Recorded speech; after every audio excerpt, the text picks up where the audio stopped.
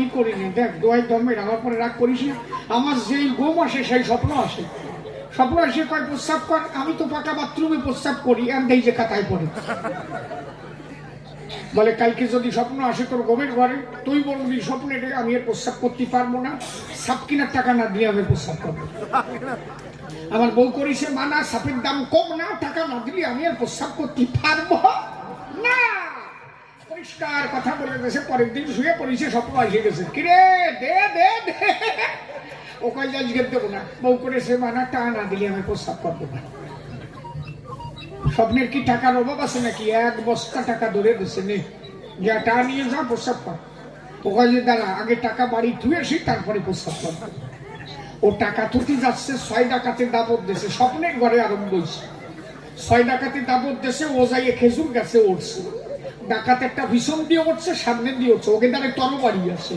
ও স্বপ্ন রেখেছে, স্বপ্ন টাকা তো দিদি ধরে রাখতে পারলাম না। বলে কেন?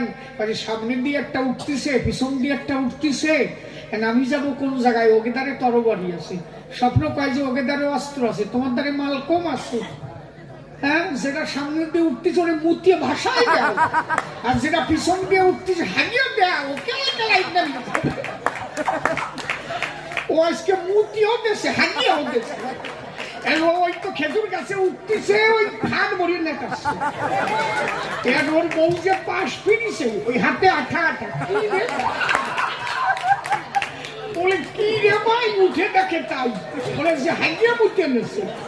ওই মিংসের গুতো দিয়ে কাজে হাগলি কেন, মুতলি কেন? কাজে টাকা চালি কেন? তুই হাগিয়ে মুতিয়ে পালাইছে। এই জন্য তোরে করি মানা, তোরে হাগায় মোটাই ছাড়বো না। হ্যাঁ হ্যাঁ, তোকে তো ঠিক হয়েছে তো বাবা, ঠিক আছে।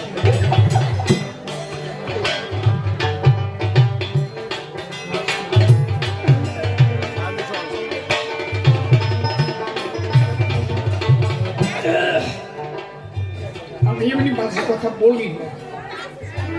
দেখো না, ওই যে কইছি কইছে ওইয়ের সঙ্গ কি করবো, আমার দোষ না। এতবার বাজে কথা আসলে বলা যায়? ছেলে পেলের সঙ্গে ওরা কয় যে আমরা একটু খাটাখাটনি হচ্ছে, একটু হাসবো, হাসলে নর্মাল। ওকে জন্য করলাম, আমি কিন্তু কই নাই। নাকি আমি কইছি? এ কি আমার কথা? ওই পুরো কয় যে তুমি কও, এটা কইছে না। সারা ভালো তো যা কই কয়, হ্যাঁ